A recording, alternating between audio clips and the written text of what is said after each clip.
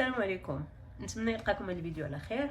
وصلت بزاف الاسئله وغادي نحاول ندير واحد السلسله ديال الفيديوهات باش نجاوب لكم على كل كاتيجوري ديال الاسئله مع بعضياتها. المهم هذا الفيديو هذا ديال اليوم غادي نجاوب على الاسئله اللي كتكرر اللي كتصب كامله. واش نقدر ناخذ هذا اللي باري، كيفاش ندير حتى ناخذهم، كيفاش يوافق ليا طبيب باش ناخذهم، كيفاش يوافق ليا لاسيرونج باش ناخذهم، واش غير ما نخافش، واش غير نزعم وناخذهم. قبل ما نبدا الجواب على هذه الاسئله هادو بغيت غير نقول لكم بانني ما انا طبيبه، ما انا اخصائيه تغذيه، ما انا فرمليه، ما انا مهم يعني ما انا خبيره في هذا الشيء هذا. انا غادي نجاوبكم على حسب تجربتي. كيقول لك السال مجرب لا تسال الطبيب، وهذه هي هادشي اللي غنديرو في هاد الفيديوهات هادو. انا غادي نحكي لكم على حسب التجربه ديالي في هاد مع ابر تخسيس ولا ابر تنحيف. انني انا الابر اللي جربت هما ابر تيرزابيتايد اللي سو لو نون ديال زيباوند. ما جربتش انا مونجارو، ما جربتش اوزامبيك، ما جربتش ويغوفي، غير باش تكونوا عارفين. المهم نبداو من البدايه، من الاي بي سي. الحاجه الاولى اللي خاصكم تعرفوا هما شنو هما هاد جي ال بي داش 1. هما دواء تتعطى افيك بريسكريبسيون، سو بريسكريبسيون، يعني ما كيجيش ويتعطى لك، خاصك ضروري اوردونونس ديال الطبيب. هو كيتعطى الناس اللي فيهم ديابيت جينيرالمون وكيتعطاو الناس اللي فيهم ديابيت رقم 2، وكيتعطاو الناس اللي باغيين ينقصوا الوزن.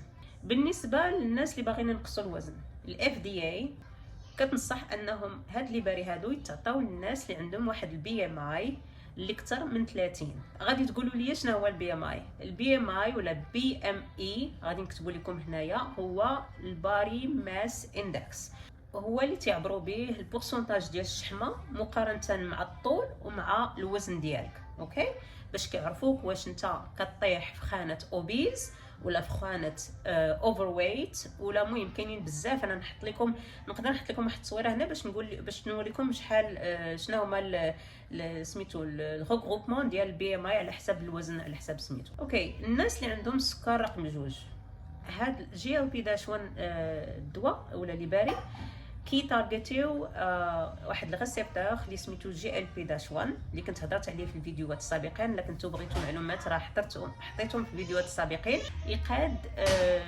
السكر في الجسم ولا الانسولين في الجسم. أوكي. قبل ما يعطيك الطبيب هذا الدواء هذه سطروا عليها مزيان، يعني قبل ما تاخذ ولا تفكر تاخذ، الطبيب خاصو يدير بزاف ديال التحاليل. منهم خاصو يعبر لك السكر اجان والسكر العادي، خاصو يعبر لك الانسولين، خاصو يعبر بزاف ديال التحاليل باش يشوف كي دايرين. خاصو يعرف ايضا واش كتاخذ شي دواء اخر ياك، خاصو يدير تحليله ديال الكبده، خاصو يدير تحليله ديال البنكرياس، خاصو يدير تحليله ديال فقر الدم، خاصو يعرف واش الكلاوي خدامين مزيان، دونك خاصو يدير تحليله ديال الكلاوي باش يشوف فونكسيونمون ديالهم واش خدامين مزيان، وخاصو يشوف واش القلب ديالك خدام مزيان، واش عندك دي ريسك كارديوفاسكولير، واش عندك في لافامي ديالكم عندكم الناس اللي مرضين بالقلب ولا عندهم دي هكا تيكونوا داكشي وراثي. اوكي، دونك بزاف ديال التحاليل، بزاف ديال لي تيست خاصهم يداروا. خاصهم يعرفوا ايضا واش عندك مشكل في الغده، واش عندك واحد لو تيب دو كونسير في الغده، خاصك ديري ليكوغرافي ديال الغده. يعني انتما كتشوفوا غير باش يشوف يفكر واش يقدر يعطيك هذاك الدواء، راه خاصو يدير لك هاد المجموعه التحاليل. يعني الطبيب الا مشيتي عنده وقال لك اوكي ها انت خذ هاد الدواء هذا، راه هذاك راه خاصك تنوض لك واحد الريد فلاغ، واحد لار اوف ريد فلاغز خاصهم ينوضوا. يقول لك اوكي هاد الطبيب هذا راه ماشي ما قلبوش عليا، فهمتي، راه يبغي يعطيني الدواء وصافي. بالنسبه للناس اللي باغيين ياخذوا هاد الدواء هذا حيت باغيين ينقصوا الوزن، الطبيب خاصو يشوف او بلوس ديال هاد لي زاناليز اللي قلت لكم، هاد لي تيست اللي قلت لكم في الاول، خاصو يشوف واش البي ام اي ديالك كبر من 30. وكاينين في سيغتان كا تيقول لك الا كان بي ام اي ديالك كبر من 27 كتكوني عاوتاني كانديدات انك تاخدي هاد الشاتس هادو. حيت هاد الدواء هذا ما كيتخادش اوتون كوسميتيك، يعني انا زدت واحد 6 كيلو ما قدرتش نطيحها ولا ما فيا ما ندير ريجيم، خاصني ناخذ هاد الشات هادو وغادي صافي وغادي تحل لي المشاكل ديالي. نو، ما خاصهمش، ما كيتعطاوش هكا، للاسف ما كيتعطاوش هكا. كذلك كيشوفوا الكوليسترول ديالك، كيشوفوا واش عندك طونسيون كطلع ليك. يعني بزاف البنات، بزاف البنات والدراري، بزاف ديال الحوايج ابروندر اون كونسيديراسيون قبل ما الطبيب يطبع لك على لي باري باش تاخديهم. من بعد ما الطبيب تيدير هاد لي زاناليز كاملين وتلقاك بانك ولا انك جود كانديديت باش تاخد هاد الدواء هذا، كيصيفط لاسيرونس ديالك.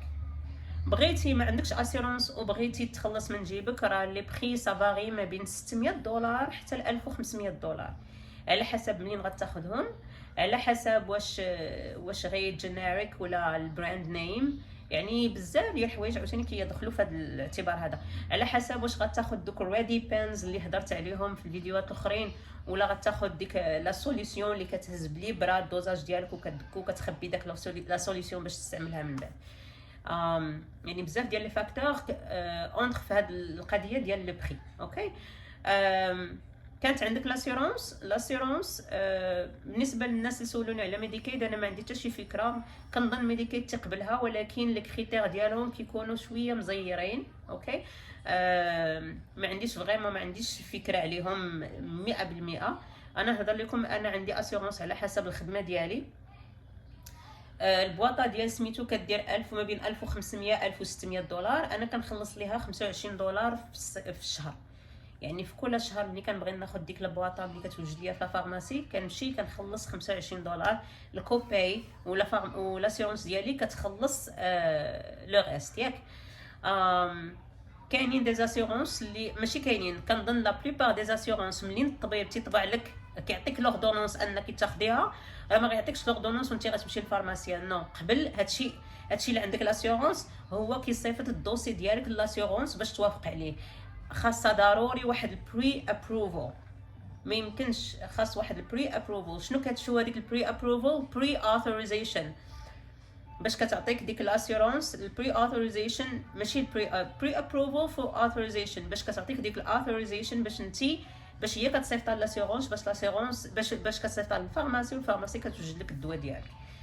وهذاك الدوسي اللي كيصيفط الطبيب يعني كيحاول يقنع لاسيورونس انك راه فعلا كتحتاجي هاد سميتو، كتحتاجي هاد الدواء هذا، سواء البي ام اي ديالك طالع بزاف، سواء عندك السكر وخاصك ضروري تاخدي هاد الدواء هذا، حيت الغلط ديالك ولا الانسولين ديالك ما بغاش يتقاد، ولا الغلط ديالك سا امباكت ديلي اكتيفيتيز ديالك، يعني الحياه اليوميه ديالك فريمون امباكتي باغ هذاك سميتو الاكسترا ويت اللي عندك. يعني راه ماشي it's an easy process, it's a whole process. نتمنى نكون جاوبتكم على الاسئله ديالكم، وميعادنا في الفيديو الاخر اللي غادي نهضروا على الاعراض ونهضروا على بزاف ديال الحوايج اخرين اللي سولتوني عليهم.